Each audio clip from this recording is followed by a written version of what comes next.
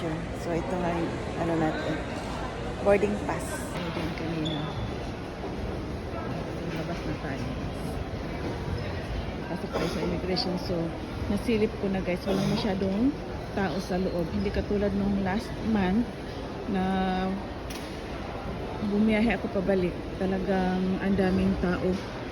Ang daming pasahero. Punuan talaga yung Tapos ayan, malilate pa ako nun. Kaya ayan, next time na natin pag-usapan yun guys. Kasi nga, very rushing talaga yung flight na yan. So ngayon ay bawal ang video doon sa Ayan, so last month guys, nung bumiyahe ako ay talagang muntik nang maiwanan, ganon.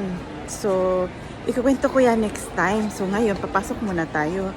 Tapos, dyan sa immigration guys, bawal na yung video. So, patayin muna natin yung video. So, kita-kits na lang tayo mamaya.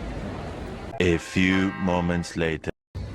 Ayan, tapos na tayo sa immigration guys. So, maghanap na ako ng toilet. Naiihi ako.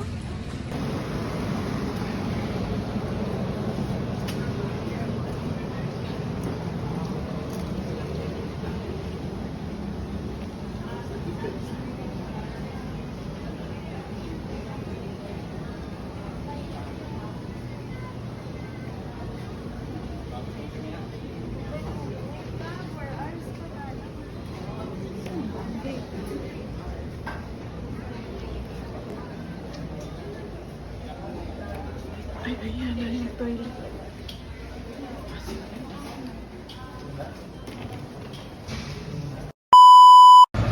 So, sa gate 6 tayo guys. So, ayan na yung gate 6. Diyan tayo dadaan pero maaga pa.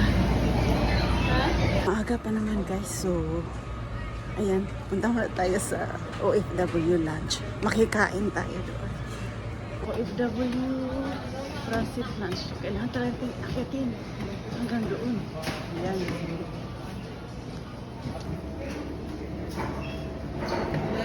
So, ayan na yung OFW Lunch. Mag-register na dyan. Hinihingal ako. Hinihingal ako sa kakaakyat.